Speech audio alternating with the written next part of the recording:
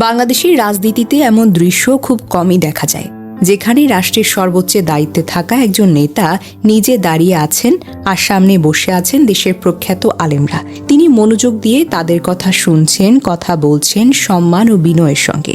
সম্প্রতি রাষ্ট্রীয় অতিথি ভবন যমুনা এখানে আয়োজিত এক ইফতার মাহফিলে এমনই এক ব্যতিক্রমী দৃশ্য দেখা গিয়েছে, যা সামাজিক যোগাযোগ মাধ্যমে বেশ আলোচনার জন্ম দিয়েছে। ইফতার অনুষ্ঠানের একটি ভিডিওতে দেখা যায় দেশের দুইজন পরিচিত ইসলামী ব্যক্তিত্ব শায়েখ আহমদুল্লাহ এবং শায়েখ আব্দুর রাজ্জাক বিন ইউসুফ একসঙ্গে বসে আছেন।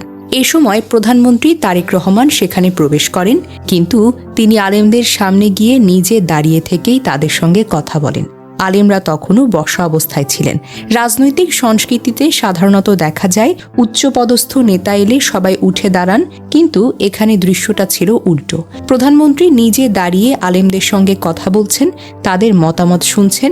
এই দৃশ্য অনেকের কাছেই ভিন্ন এক সম্মান ও সৌজন্যের প্রতীক হিসেবে ধরা গিয়েছে। আরেকটি ভিডিওতে দেখা যায় শায়েখ আব্দুর রাজ্জাক বিন ইউসুফ তারেক রহমানের মাথায় হাত রেখে দোয়া করছেন। সামাজিক যোগাযোগ মাধ্যমে এই দৃশ্যটা বেশ আলোচিত হয়েছে।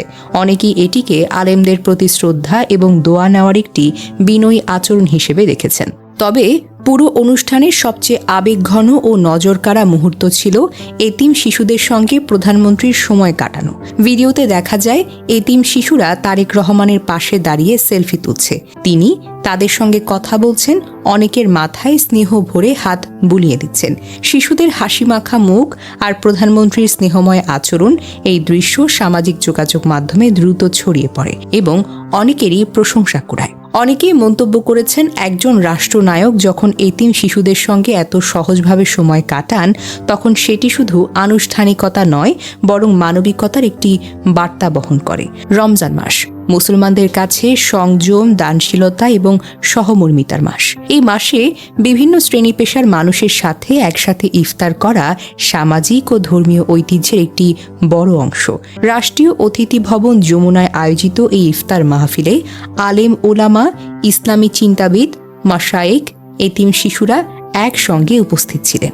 এই আয়োজনের মাধ্যমে ধর্মীয় ব্যক্তিত্বদের সাথে মতবিনিময় এবং সমাজের অবহেলিত শিশুদের পাশে দাঁড়ানোর একটি বার্তা দেওয়ার চেষ্টা করা হয়েছে বলেও অনেকে মনে করছেন। ইফতারের ভিডিও ও ছবিগুলো প্রকাশ হওয়ার পর সামাজিক যোগাযোগ মাধ্যমে ব্যাপকভাবে আলোচনা শুরু হয়। অনেকেই মন্তব্য করেন, বাংলাদেশের রাজনৈতিক আনুষ্ঠানিকতায় সাধারণত কঠোর প্রোটোকল দেখা যায়, কিন্তু এখানে একজন প্রধানমন্ত্রী নিজে দাঁড়িয়ে আলেমদের সঙ্গে কথা বলছেন এবং এতিম শিশুদের সাথে সহজভাবে সময় কাটাচ্ছেন। এটি সত্যি বিরল একটি দৃশ্য।